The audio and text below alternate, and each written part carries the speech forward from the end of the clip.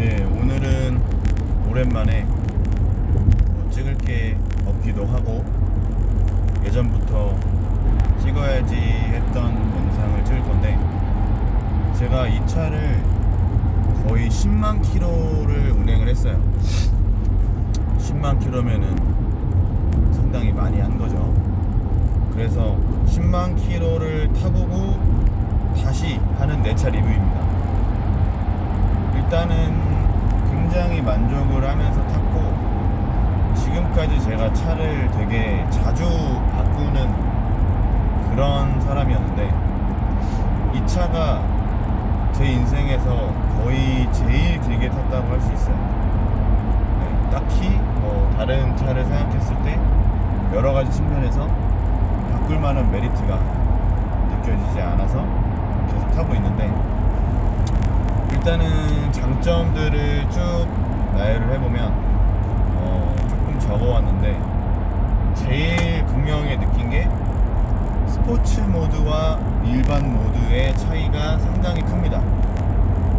그냥 엑셀을 만약에 뭐 50% 정도 내가 밟고 있다고 가정했을 때, 밟고 있는 상태 그대로 스포츠 모드 버튼을 눌러주면 갑자기 차가 확 튀어나가요.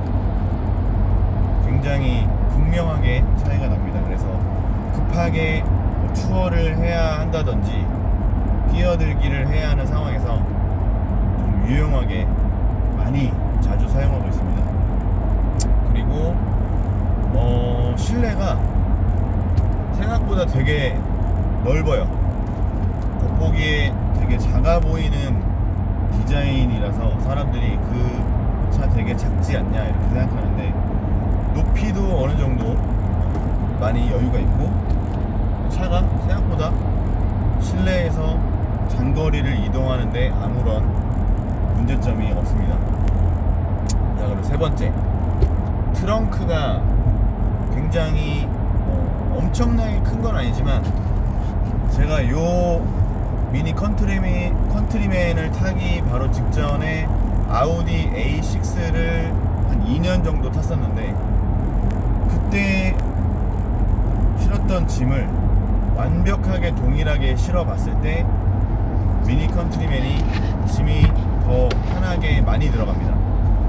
차는 더 작아 보이지만 위로 높게 쌓는 것과 낮고 안으로 깊게 넣는 것은 뭐 짐의 어떤 형태에 따라서도 차이가 있겠지만, 저는 캠핑을 하기 때문에 캠핑 짐을 기준으로 했을 때 그런 짐들은 좀 높이가 있고 부피가 좀 크죠. 네, 그런 짐들을 넣어봤을 때 미니 컨트리맨이 A6보다는 더 편하게 많이 들어간다. 네, 이렇게 느꼈고, 왜냐하면 트렁크를 열고 보이는 공간 이외에 아래쪽에 원래는 보통 차들이 스페어 타이어가 있는 그 부분에 그냥 전체를 다 네모나게 파놨어요. 숨어있는 트렁크 공간이 상당히 넓습니다. 그쪽에 짐을 굉장히 많이 넣을 수 있기 때문에 진짜 저도 의외의 트렁크 공간이었다고 얘기할 수 있고, 그리고 네 번째는, 요거는 미니 컨트리맨이 뭐 디젤도 있고 휘발유도 있고, 근데 저는 디젤을 타고 있기 때문에, 왜냐하면 저는 하루에 매일 100km 정도를 운행을 합니다. 5일에 500km예요. 그래서 뭐 휘발유를 탈 수가 없죠. 유류비가 너무 많이 차이 나기 때문에. 얼마 전에 아주 잠깐 기간 동안, 몇 달 동안 디젤이 휘발유 가격보다 비싸진 적이 있는데, 그럼에도 불구하고 계산기를 두들겨 보면 디젤이 더 쌌어요. 저처럼 고속도로를 매일 100km 정도 타는 사람에게는. 근데 지금 역시 다시 원위치로 돌아왔죠. 디젤이 100원 이상 쌉니다. 네, 유류비가 굉장히 많이 절약이 되고, 트립에 찍혀있는 연비는 항상 한 19, 19.5 요 정도예요. 그래서 디젤 2.0 치고 굉장히 좋은 연비는 아니에요. 예전에 뭐 탔었던 골프 2.0 이런 거는 연비가 뭐 22, 23 이렇게도 나오는데, 컨트리맨 같은 경우에는 SUV의 형태이기 때문에 뭐 바람의 저항을 좀 많이 받아서 그런지 저도 잘 모르겠지만, 어쨌든 승용 2.0 뭐 세단형 차보다는 약간 연비가 한 2km 정도 떨어지는 것 같아요. 그래서 보통 연비가 한 19km도 준수하죠.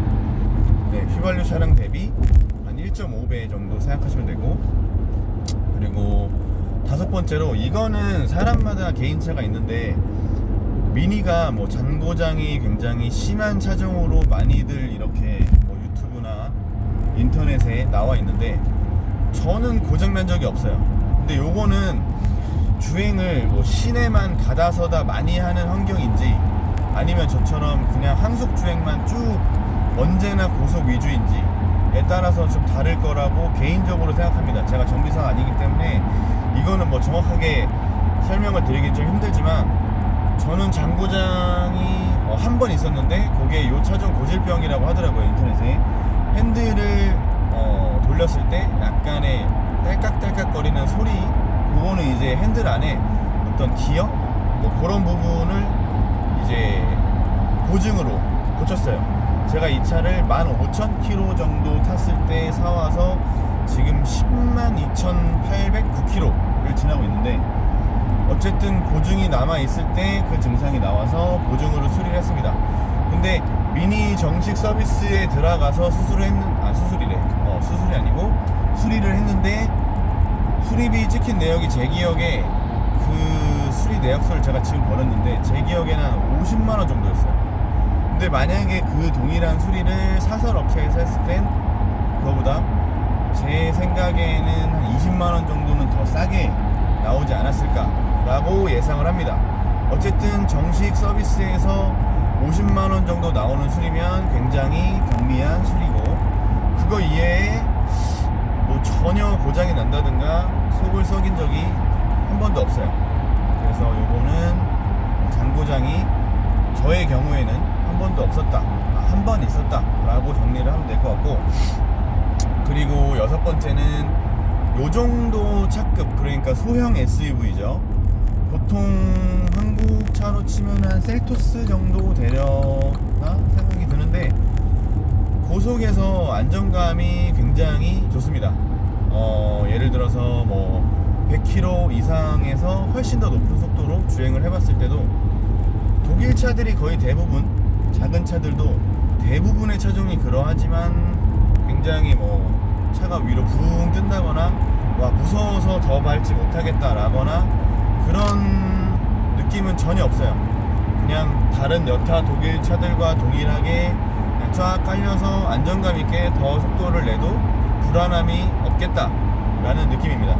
그리고 일곱 번째는 작은 크기가 저에게는 장점인데, 이게 소형 SUV가 어쨌든 위로 약간 높고 일반 세단형 뭐 차들보다는 조금 짧죠.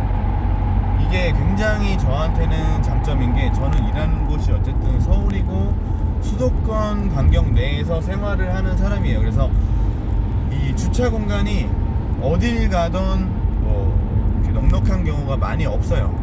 그렇기 때문에 이건 저한테는 굉장히 장점인데, 이 앞쪽으로 그냥 전면 주차를 하는 상황에서 세단 소나타가 낑낑대다가 포기하고 나왔던 그 공간에 제가 그냥 수정 없이 한 번에 꽂았던 기억도 있고, 주차가 굉장히 편합니다.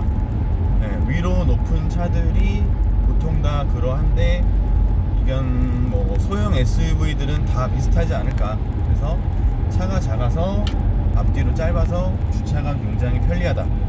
여덟 번째는, 제가 이 차를 가지고 뭐 본격 엄청나게 바위가 큰 이런 오프로드를 가본 적은 없어요. 가서도 안 되고, 이게 차가 그래도 SUV의 형태고, 일단 제 차는 4륜 옵션이 들어가 있어요. 그래서 이 4륜도 브랜드마다 조금 추구하는 게 다른데, 이게 BMW에서 나온 미니 쿠퍼인데, BMW가 오프로드에 특화된 4륜 시스템을 지향하는 그런 브랜드는 아니잖아요. 근데 제가 굉장히 높은 여기를 차로 올라갈 수가 있어? 하는 정도의 이제 산길, 그런 데도 가보고, 제 뭐 다른 영상에도 있지만 좀 바위가 큼지막한 게 박혀있는 오프로드를 가본 적도 있어요. 근데 그런 부분에서도 생각보다 굉장히 잘 험로를 탈출해줍니다. 그래서 뭐 예상치 못한 시골길, 뭐 상묘길, 뭐 이런 데서 되게 안정적으로 오프로드 성능이 어느 정도는 나온다. 이렇게 생각할 수 있을 것 같고, 그리고 뭐 마지막 장점으로는 미니 타시는 분들이 이 차를 선택하는 가장 큰 이유죠. 디자인 너무 귀엽습니다. 저는 뭐 이런 거 뭐 어울리지 않게 이런 귀여운 아이템들 너무 좋아하고, 일단 뭐 멋있고 섹시하고 이런 디자인이 뭐 좋긴 하지만 저는 그런 게 좀 빨리 질리는 편이에요.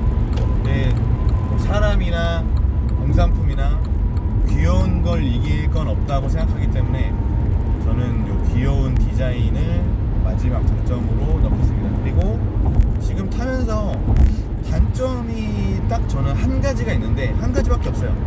이게 승차감인데, 이게 코너링이 이 차가 되게 좋거든요. 네, 그거를 제가 장점에서 아까 빼먹고 얘기를 안 했는데, 보통의 A6도 4륜이었고 그런 긴 차들이나 아니면은 세단 코너링이 되게 좋다고 소문이 나 있는 그런 차가 아닌 그냥 일반 세단들이 이런 고속도로 빠져나가는 램프라든지 진입하는 램프가 거의 원형이잖아요. 완전한 원형인데 그런 곳을 되게 안정적으로 돌아 나갑니다. 이게 차가 짧은 이유도 있겠고 뭐 4륜도 있겠지만 어쨌든 좋은데, 그런 코너링 성능을 만들기 위해서 이 차가 서스펜션이 막 딱딱하진 않은데 굉장히 단단해서 시내에서 큰 과속 방지턱을 넘을 때 굉장히 뒤뚱거림이 심합니다. 덜컹 하는 느낌이 많이 느껴져요. 그래서 요거 승차감은 편안한, 되게 내가 굉장히 편안하게 어디를 가고 싶다, 시내에서 고속이 아니구나, 과속 방지턱을 넘을 때도 굉장히 스무스하게 넘어가는 걸 원한다고 하시는 분들은 이 차를 구입하시면 절대 안 됩니다. 네. 과속 방지턱 넘을 때 어느 정도 텅텅 하는 느낌이 있어요. 네. 그거는 굉장히 단점이라고 생각할 수 있지만, 저는 고속 주행이 진짜 90% 이상이기 때문에 저에게는 단점이 아니지만, 이 차를 보통 사시는 분들이 저와 같은 패턴의 주행 환경이 처해진 분들만 이 차를 하진 않을 거기 때문에 승차감을 단점으로 꼽을 수 있고, 그리고 고속도로에서 뭐 공사가 덜 된 부분이나 바닥에 울퉁불퉁한 그런 시설물, 장애물이라고 해야 되나? 그 설명을 못 하겠는데, 이 가로줄이 가 있는 고속도로 그런 데가 있어요. 그런 데서 차가 앞뒤로 약간씩 이렇게 떠는 느낌이 나는데, 이게 시트를 타고 머리를 약간 칩니다. 그래서 그런 환경에서도 조금 불편한 느낌이 있어요. 그리고 뭐 세단만 타시는 분들은 확 느끼시는 건데, 이 풍절음이 아무래도 유리창이 어느 정도 서 있는 디자인이기 때문에 풍절음이 좀 느낌이 약간 풍절음이 좀 있네, 이런 느낌이 있어요. 그래서 승차감을 단점으로 꼽겠습니다. 어쨌든 제가 지금 이 차를 10만 킬로 정도를 탔는데 언제까지 탈지는 모르겠지만, 일단은 지금 뭐 가격적인 부분도 그렇고 대안이 없기 때문에 제 생활 패턴에 있어서 이 차가 제일 잘 맞기 때문에 이 차를 타고 있죠. 저는 자녀가 2명이 있어서 항상 뒤에 카시트를 2개를 넣고 뭐 애기들이랑 캠핑도 가고, 스키도 이게 뒷자리 폴딩이 424 폴딩이에요. 가운데만 접힙니다. 그래서 가운데를 접으면 긴 스키도 뭐 한 3개까지는 실어봤어요. 스키도 성인 4명이 탑승하고 충분히 다닐 수 있는 그런 좀 트렁크가 굉장히 좀 유연하게 사용하기 편리하게 만들어져 있습니다. 일단은 10만 킬로를 타보고 하는 그냥 장단점 리뷰였고요. 지금 구독자가 그래도 조금씩 계속 늘고 있는데 이유는 모르겠어요. 제 걸 제가 봐도 별로 재미가 없는데 어쨌든 감사합니다.